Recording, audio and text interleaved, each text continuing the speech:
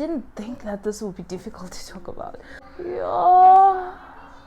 I felt so horrible for not being there. Why did I think this would be easy? Something I'm always thinking of my son. He is older, and this is not something that he's just going to forget. It's something that he's always gonna know. Ooh, I gotta get a tissue. But then, like, I'm broke and I made like funny decisions when I was younger. And now hello beautiful person, welcome to my YouTube channel. My name is Miss Lani, and today, as you can tell from the title, this is a different kind of video that I'm making today. Kind of like a heart-to-heart with you guys and just opening up about something that's sort of difficult for me. And this is not on my own accord. A friend requested this on TikTok, and I said that I would do it. I'll pop the comment here on the screen so you can see it. So I'm gonna get into it. I feel like sometimes I do need to vent, and so maybe talking about it is going to help. Did I just say it so vaguely that like I didn't actually mention what I'm gonna talk about, even though y'all can see the title? But well, I'm going to talk about the difficulties that I meet when it comes to leaving my son behind and going somewhere else to take care of someone else's child. So the first thing I'm gonna say is, it's difficult, but I think it's not as difficult as it would be because I've always had to leave my son behind. Like from a very early age of his, I've had to leave him behind. I think the first time I left him at a creche, he was 9 months old, and that was just like only for the afternoon because I was living in the area and working in the area. And then after some time, I had to leave him in a certain area and go live in another area. That's when things changed. I've just always had to work somewhere where my son is not, and I've always had to have people take care of him while I'm gone.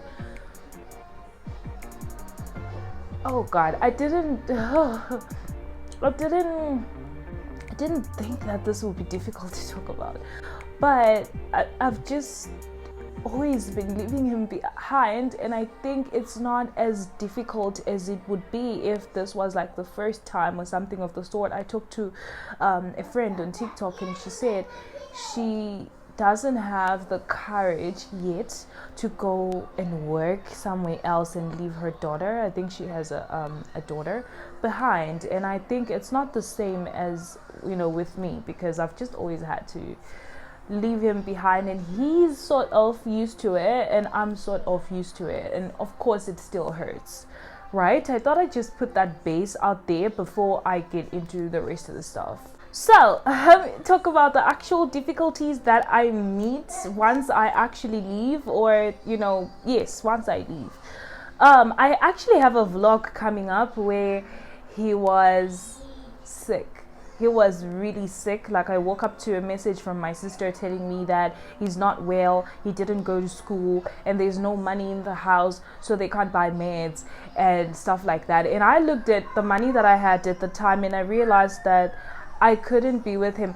Guys, I forgot to put a disclaimer in the beginning that little baby's in the other room watching cartoons, and she gets really excited, so you're gonna hear screaming, you're gonna hear nursery rhymes and things like that. I hope that it doesn't affect the quality of the video, okay, of the audio. Yeah, anyway, so I looked at the money I had at the time, and I realized that I couldn't be with him. I wouldn't have been able to afford to go home and be with him while he's sick, number one. Number two, I would have had to go with Lil Baby, and that I would have taken the risk to be with my son and get Lil Baby sick, which I don't know. I felt that since the money wasn't checking in anyway, perhaps I could send the money and they could buy medicine and stuff like that.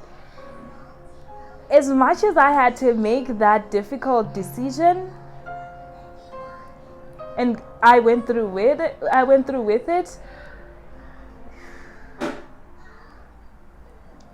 you'll see the vlog, it's coming up. I was really having a rough time, it took me, I think, 2 hours to actually go outside because I was crying so much. I didn't think I would keep myself together.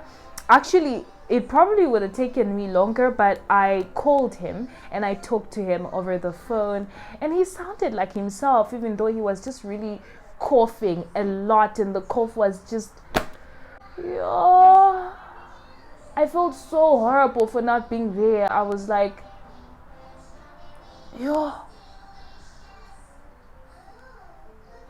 yo, why did I think this would be easy? Yo.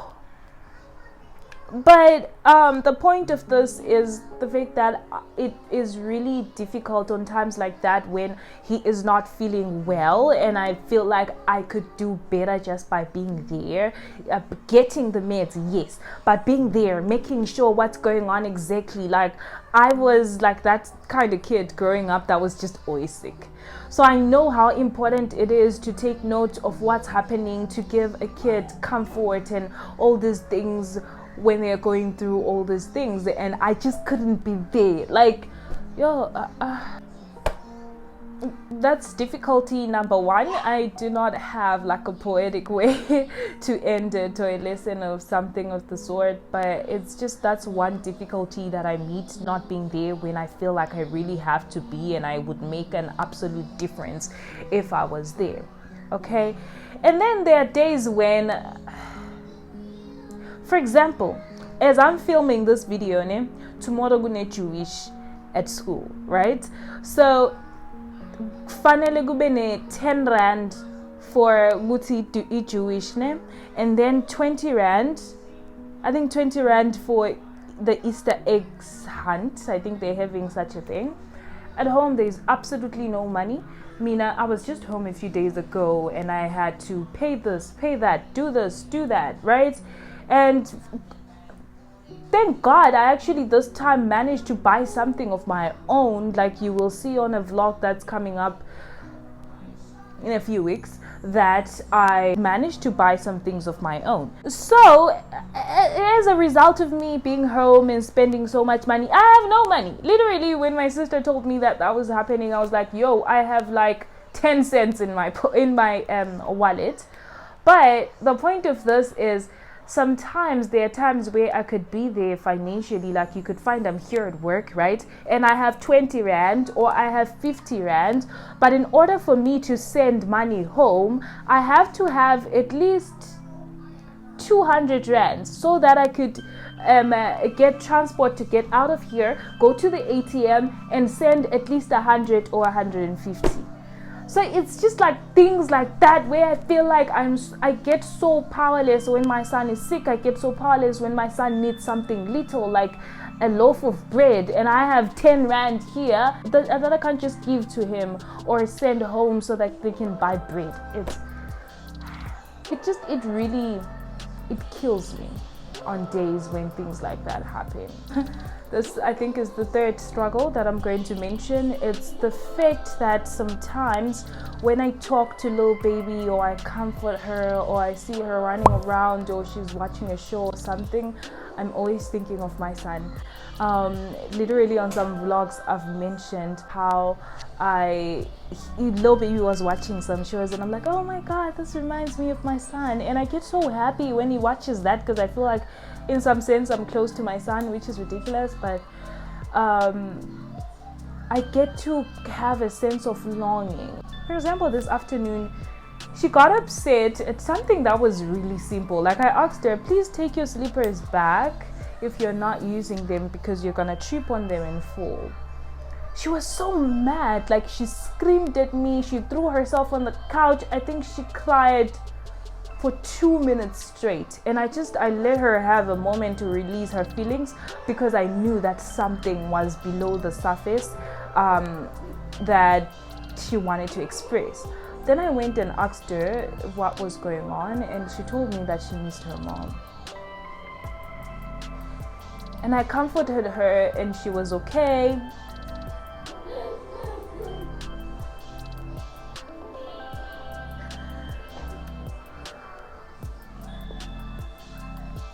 And sometimes I wish that, you know, I would be able to comfort my son like that. But then if I was able to, that means I wouldn't be absent. He is older, and this is not something that he's just going to forget. It's something that he's always gonna know.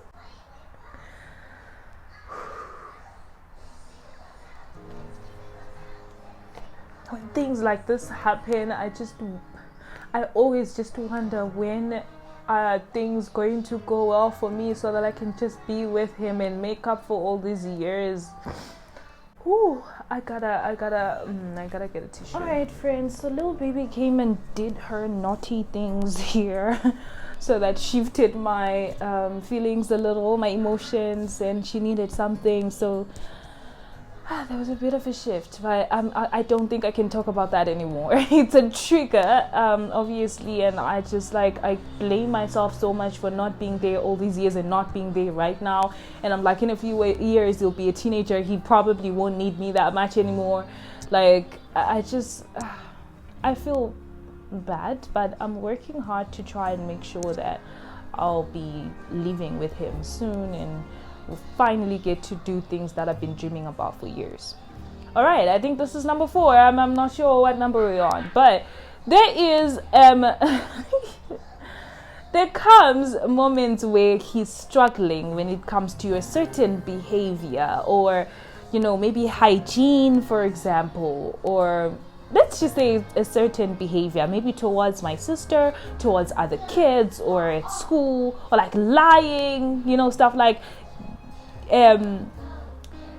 maybe losing some stationery and coming home and telling some funny stories, like my teacher did this, and just little weird kid stuff like that, where I feel like I would be able to talk to him and get through him. We could do some exercises or whatever. I don't get to do those things, and I don't expect my sister to do them exactly the way that I would. I mean, you can't expect such a thing.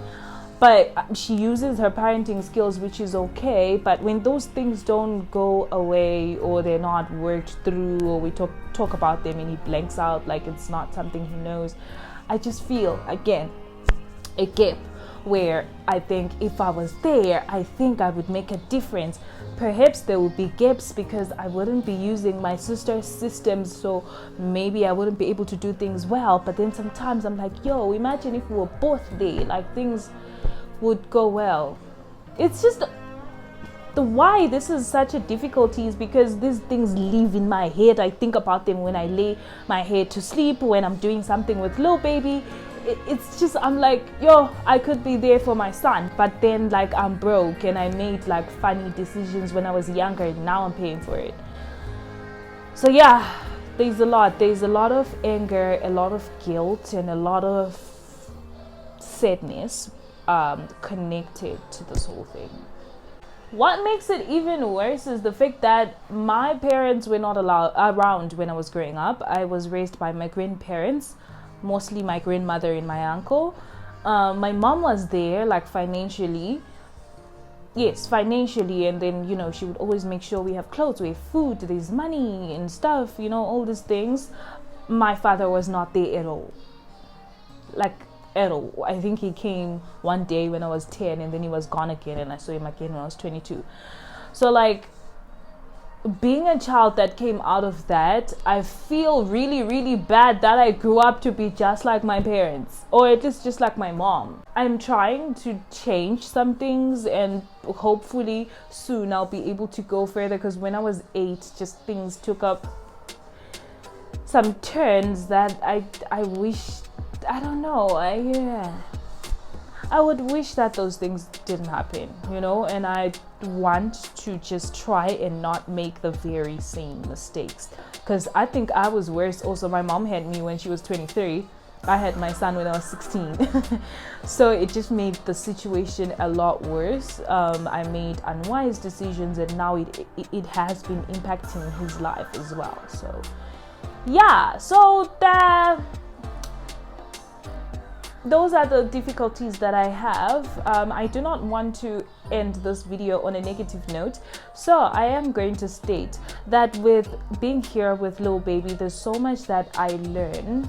Parenting skills. I was not around a lot when my son was a toddler, so I didn't get to go through all the motions. I get to learn about the brain of a child and do more research, because like I deal with it every day, and it's like I have to find a way to deal with it better than me just reacting to things, you know what I'm saying? So I learn a lot from that, my patience, and there's a lot, and there's a lot beyond parenthood too that I'm learning about the way of life here, how I'm supposed to use this, use that, cook this, cook that, you know, yeah. So this is a great opportunity, and I believe, like I said on my very first YouTube nanny vlog, that I believe that God put me in this house to do this job for a reason, for me to learn some things. So I am really grateful for the job. I'm grateful that I get to earn money and actually at least take care of my son financially, because like at the end of half of 2021 I couldn't do that, and that was like the first time in my life. I had never been that absent when it comes to the financial needs in my son's life. Whew, yay, that was a lot. I hope I'll be able to chop it down into chunks so that you can understand, because geez, I've been talking for a long time. If you like this video, please click the like button and subscribe if you're not subscribed, because I post vlogs and fun facts, self-improvement tips and stuff like that, which I think you would enjoy if you sit through this whole video of me talking about my struggles, because it's struggles all the time on the vlogs. So yeah, I appreciate you so much. Thank you for being here. Thank you for watching the video. I will see you next week with fun facts about, let me not spoil the surprise. Bye friends. All right, let's try this again. Oh, where's the little book? There it is. Water.